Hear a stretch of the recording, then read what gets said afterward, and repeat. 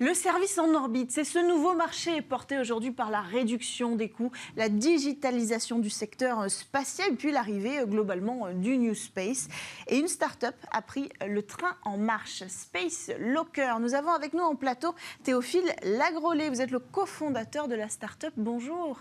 Bonjour Cécilia. Bienvenue dans Smart Space. Alors, qu'est-ce que vous proposez concrètement? On va peut-être commencer par ça. Bien sûr.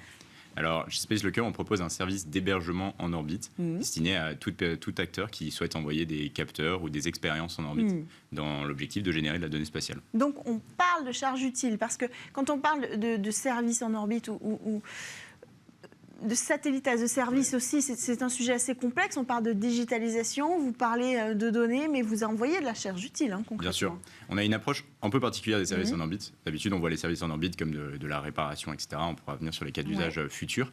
En fait, on a une approche très présente des services en orbite en disant il ne faut pas attendre le marché, il ne faut pas attendre demain. Il faut commencer avec des choses simples aujourd'hui qui fonctionnent et qui sont déjà nécessaires à l'industrie spatiale.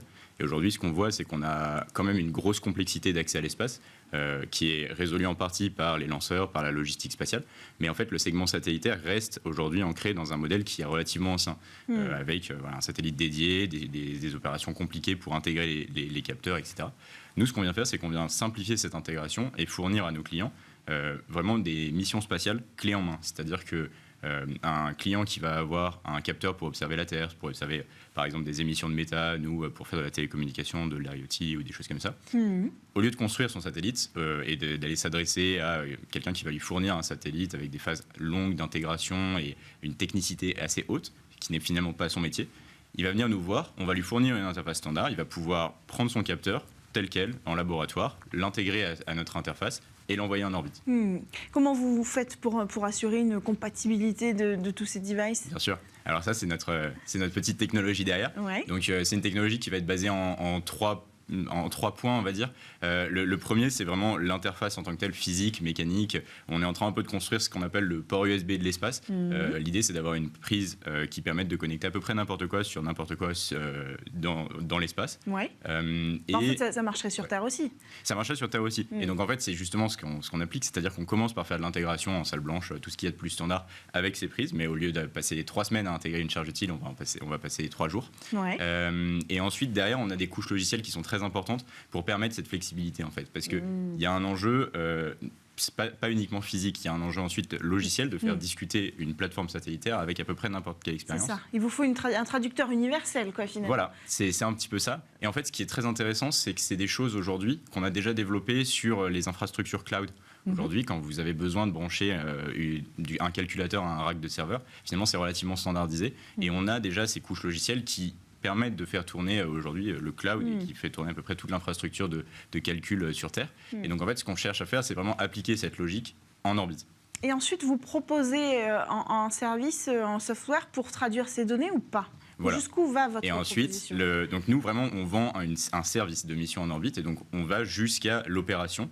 Le but étant de responsabiliser au maximum le client. Ouais. On est sur un modèle où on fournit au client un centre de contrôle très simplifié sur lequel il va pouvoir ensuite gérer sa donnée, mais de manière très intégrée à sa pipeline sur Terre, en fait. On ne cherche pas à dissocier le métier du spatial et le métier du traitement de la donnée sur Terre, parce qu'aujourd'hui, c'est un peu un biais qu'on a quand on est dans l'industrie du spatial, de se dire on est dans une bulle, mais en fait, il faut voir le satellite comme un capteur, un générateur de données qui vient être intégré à une chaîne de données qui est globale et qui commence sur Terre. Et donc, c'est très important d'avoir cette fluidité. Donc, on vient fournir à nos clients ce service d'opération depuis chez eux, en fait. C'est qui ces clients? C'est quoi cette cible? C'est une bonne question. Aujourd'hui, nous, on cible toutes les charges utiles de moins de 200 kg. En fait, à peu près n'importe qui vole sur un satellite de petite taille, entre guillemets, donc un satellite qui ferait à peu près 500 kg, peut venir voler chez nous. Pourquoi on ne va pas sur du plus gros? Parce qu'au-dessus, souvent, les gens vont se tourner plutôt vers des solutions de satellites dédiées. Mais en dessous, en fait, le partage de satellites tel qu'on le propose prend vraiment tout son sens, puisqu'on vient bénéficier de plus de flexibilité, de plus de puissance et de plus de ressources en orbite.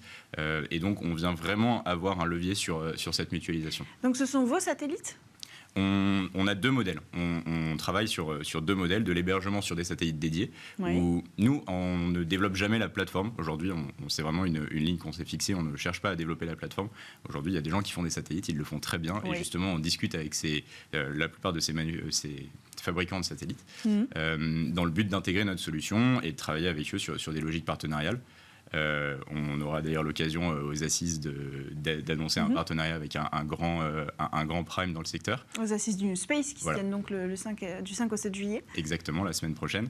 Et donc on a cette logique de satellite dédié où on vient en effet donc acheter un satellite, le partager avec nos clients et héberger nos clients dessus. Et la deuxième possibilité de vol pour avoir plus de flexibilité et vraiment ouvrir le catalogue d'opportunités de vol, ce qui est vraiment ce qu'on cherche à construire, c'est l'hébergement sur des satellites existants, sur tout vaisseau spatial, on va dire, existant. Et donc, on adresse à la fois des kickstage, des véhicules de transfert orbitaux, des grosses constellations qui vont avoir un petit peu de place à bord, voire même demain des géostationnaires. Notre but, c'est d'être capable de proposer sur toute orbite des opportunités de vol pour moins de 200 kg, de manière flexible et rapide. Vous n'êtes pas les seuls à proposer ce service. On n'est pas les seuls en effet, mais on a une approche qui est très novatrice. Aujourd'hui, on a quelques concurrents qui ont déjà un petit peu... il y a des concurrents qui ont avancé. Il y a Loft Orbital qu'on peut citer, qui est quand même déjà un poids lourd dans le secteur et qui a aussi des fonds. Complètement. Comment vous allez challenger ces acteurs-là ? En effet. En effet, Loft Orbital est un grand acteur du marché et je pense qu'aujourd'hui, c'est pratiquement le seul qui a vraiment déblayé le chemin sur les satellites partagés. Et donc, c'est une très bonne chose. Ça montre qu'aujourd'hui, le marché est à l'écoute de cette opportunité. Par contre, ce qu'on voit dans le modèle de Loft Orbital, c'est qu'il y a eu un très bel effort sur la standardisation des plateformes. Par contre, on reste dans un modèle où on fait de la co-conception de satellites.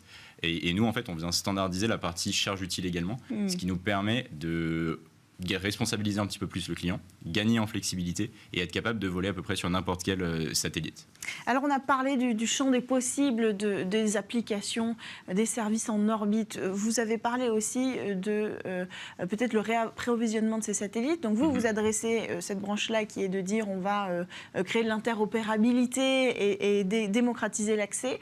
Quelles sont ces autres applications du service en orbite qui peut-être demain feront la richesse du secteur spatial ? Bien sûr.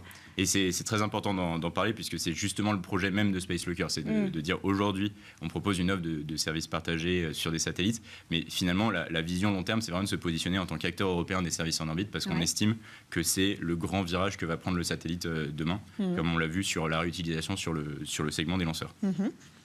Et ici, donc nous, notre approche, c'est de commencer par justement cette brique d'interface qui va être essentielle et de venir au fur et à mesure se positionner sur les cas d'usage qui se révèlent pertinents. En fait, aujourd'hui, on parle beaucoup de services en orbite, on parle beaucoup de réparation, d'augmentation de satellites, etc.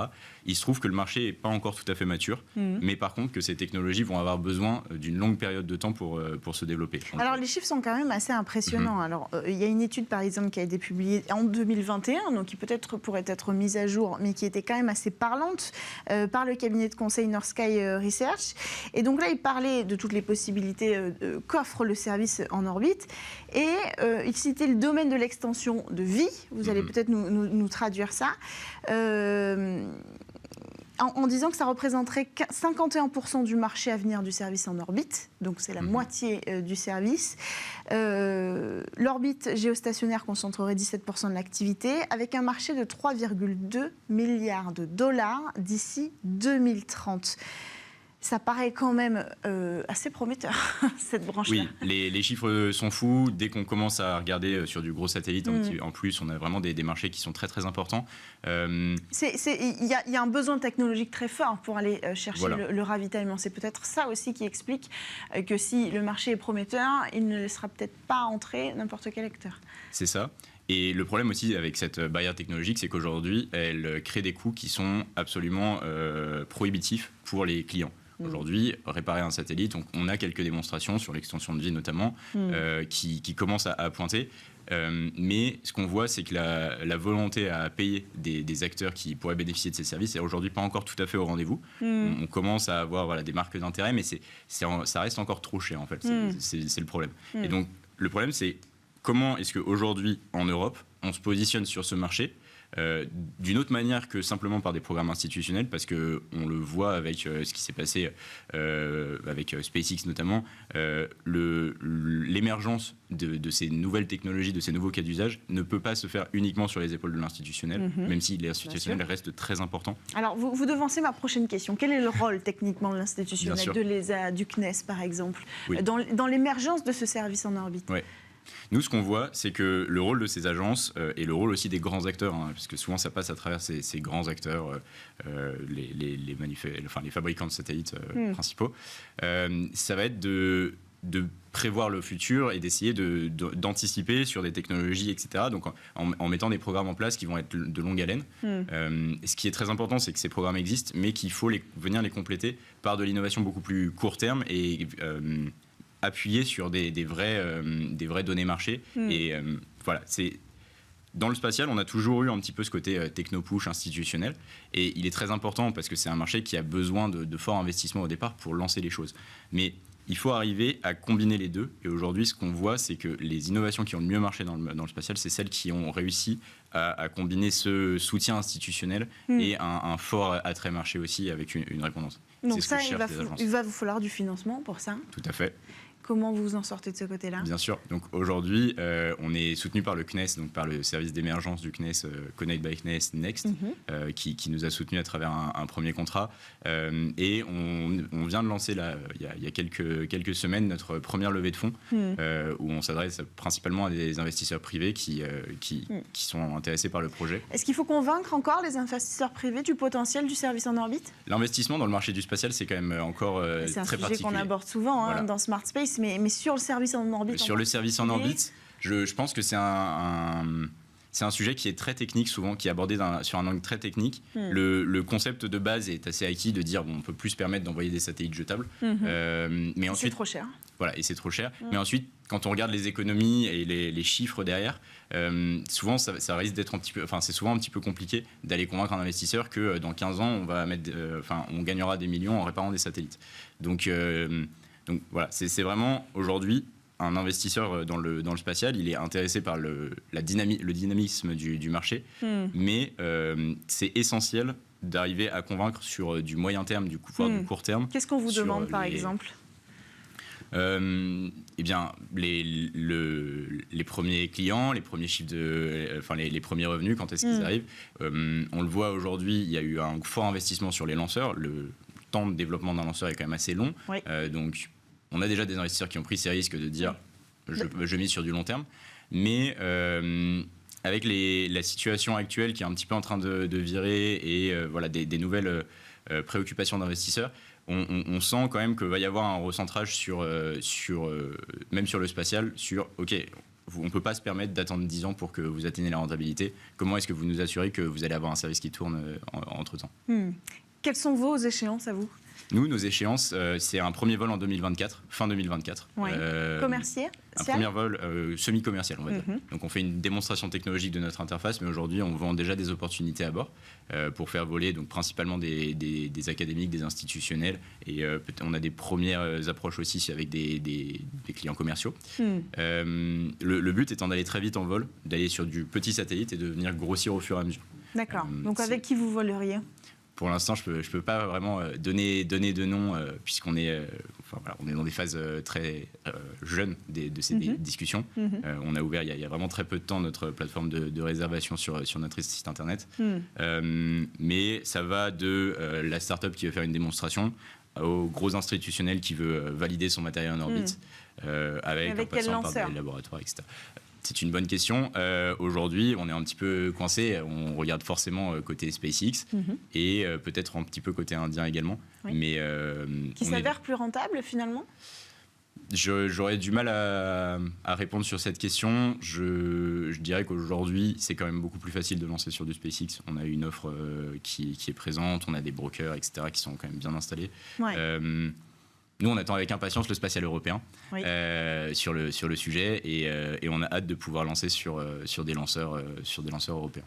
Merci beaucoup Théophile Lagrollet d'être venu sur le plateau de Smart Space pour nous présenter cette activité Space Locker, mais aussi pour aborder avec nous le sujet du service en orbite. Pan du secteur spatial, en tout cas extrêmement prometteur d'un point de vue économique. Merci à tous de nous avoir suivis. On se retrouve dès la semaine prochaine sur Bismart.